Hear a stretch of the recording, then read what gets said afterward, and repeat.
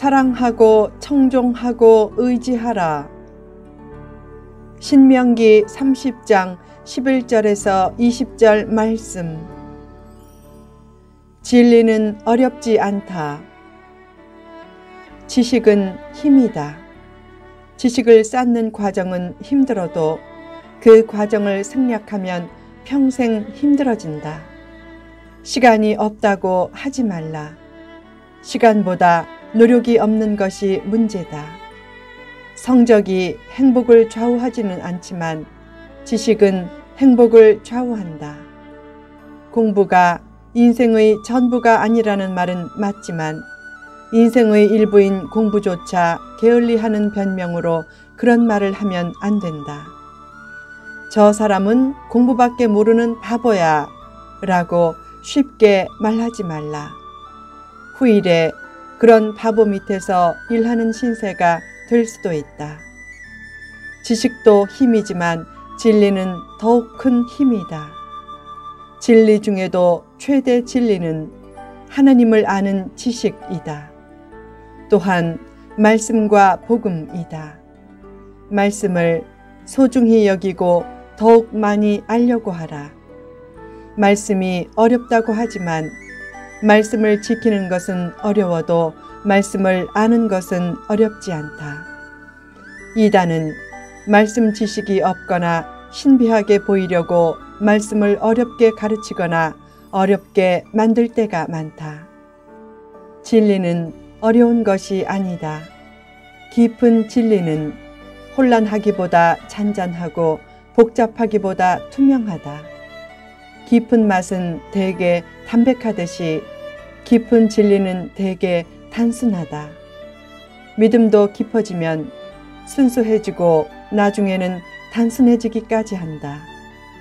진리는 대개 평범한 삶에서 발견되고 평범한 삶을 낳는다. 하나님은 평범한 일상을 통해 하나님의 뜻을 나타내실 때가 많다. 진리처럼 행복도 평범한 삶에서 얻을 때가 많다. 진리를 어렵게 여기는 것은 진리를 멀리 하려는 구실이다. 그런 구실이 없도록 하나님은 하나님의 명령이 어려운 것도 아니고 먼 것도 아니라고 했다. 모세 율법이 너무 어려워 인간이 깨닫지 못할 것은 아니라는 뜻이다. 실력 있는 선생님은 쉽게 가르치고 실력 없는 선생님이 어렵게 가르친다. 하나님은 최고로 실력 있는 분이기에 진리를 어렵게 가르치시지 않는다. 진리는 신비하기보다 누구나 고개를 끄덕이게 하고 점차 그대로 이루어지는 것이 뚜렷해진다. 진리 이해는 어렵지 않다.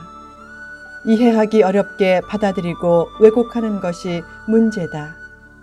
영안이 어두워서 진리를 온전히 깨닫지는 못해도 어렵게 만들어야 진리처럼 보이는 것은 아니다.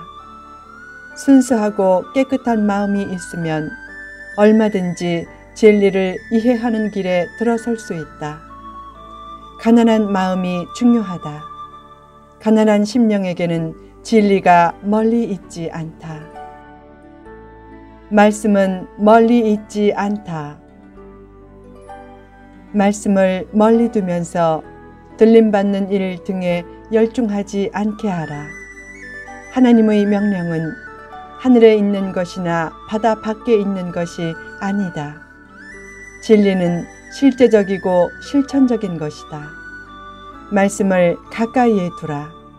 이단은 말씀에서 멀어지게 한다. 중세에도 말씀을 일반인이 접하지 못하게 해서 라틴어 성경을 타국어로 번역하면 신성모독으로 여기고 죽였다. 성경을 가까이 하지 못하게 하는 공동체는 진리의 공동체가 아니다. 성경을 왜곡하는 것도 이단 교주가 말씀을 멀어지게 하는 방법이다. 하나님의 말씀은 입과 마음에 있어서 충분히 이해하고 행할 수 있다. 이해 안 되는 말씀을 억지로 해석하려는 것은 말씀을 어렵게 만드는 행위이고 결국 진리의 왜곡으로 흐르게 만든다. 이해 안 되는 부분은 현재의 믿음에서 아직 이해가 안 되는 것임을 겸손히 인정하고 이해되는 부분만이라도 열심히 말씀대로 살려고 하라. 말씀을 지키는 삶과 관련해 생명과 복의 길도 있고 사망과 화의 길도 있다. 생명과 복의 길로 들어서려면 하나님이 원하시는 길로 행하고 하나님의 말씀을 지키는 것도 중요하지만 그 전에 내 하나님 여호와를 사랑하라 라고 언급한다. 하나님을 향한 사랑이 바탕이 되어 말씀대로 행하려는 것이 가장 바른 모습이다.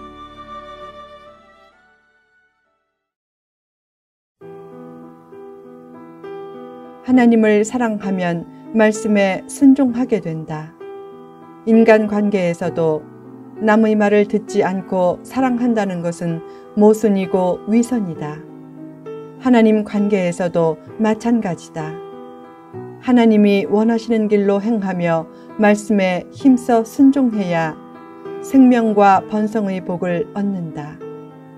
반대로 하나님의 말씀을 듣지 않으면 사탄이 먹잇감을 발견한 것처럼 찾아와 미혹하는데 그때 다른 신을 섬기면 반드시 망하고 받은 축복도 오래가지 못한다. 말씀을 외면해도 가나안 땅을 차지할 수는 있지만 그 축복이 오래가지 않는다. 일시적인 축복을 너무 좋아하지 말라. 지속적인 축복이 진짜 축복이다. 그런 축복을 위해 말씀에 순종하라. 강단에서 잠깐 넘어져서 입신했다는 것보다 중요한 것은 그에게 지속적으로 그리스도의 향기가 흘러나오는가 하는 것이다. 지속적인 복을 위해 중요한 것은 말씀에 순종하는 것이다. 사랑하고 청종하고 의지하라. 한국 성도들은 복을 좋아해서 주 기도문보다 축도로 예배를 마치는 것을 좋아한다. 그러나 축도가 있는 곳에 축복이 있기보다 순종이 있는 곳에 축복이 있다. 구약 최대의 축복책인 신명기는 언약을 지킬 때 축복이 있다고 무수히 기록하고 있다.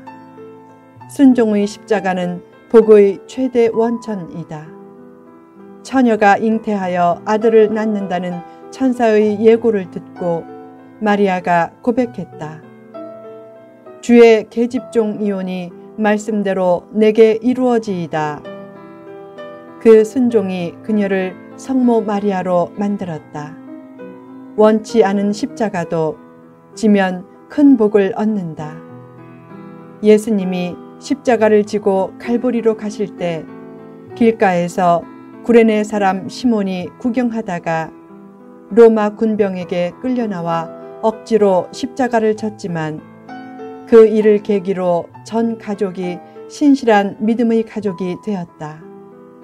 억지로 진 십자가가 그 가정을 하늘나라의 귀한 일꾼 가정으로 만들었다. 하나님은 복을 주시려고 할 때 먼저 원하지 않는 십자가도 지게 하신다. 때로는 물질과 시간도 요구하신다. 그때 억지로라도 그 일을 감당해 최선을 다하면 큰 복을 얻는다. 교회의 요청이 때로는 내 뜻과 달라도 순종하면 훗날에 그러기를 잘했다고 감사할 날이 온다. 모세도 억지로 출애굽의 지도자가 되었다.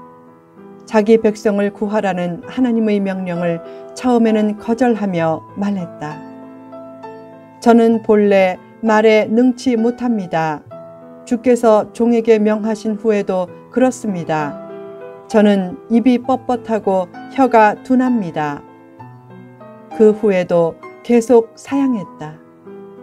남들은 그런 높은 자리라면 수단 방법을 가리지 않고 쟁취하려고 하지만 모세는 그런 자리를 거절했다. 그러나 하나님은 그를 출애굽의 리더로 삼으려고 설득해 바로에게 보내셨다. 겸손도 지나치면 교만이다. 능력이 부족해도 말씀에 순종하면 위대한 하나님의 종이 될 수 있다. 교회에서 직분을 맡기면 시간이 없다거나 몸이 약하다거나 능력이 부족하다고 거절한다. 그러나 하나님의 일은 가급적 거절하지 말라. 순종이 없으면 축복도 없다. 교회 직분은 세상 지위처럼 화려하지도 않고 이권도 따르지 않고 빛나지도 않지만 하나님이 복 주시려는 기회인 줄 알고 순종하면 큰 복이 임한다. 하나님이 복 주시려고 십자가를 지라고 하실 때 즐겁게 십자가를 지라.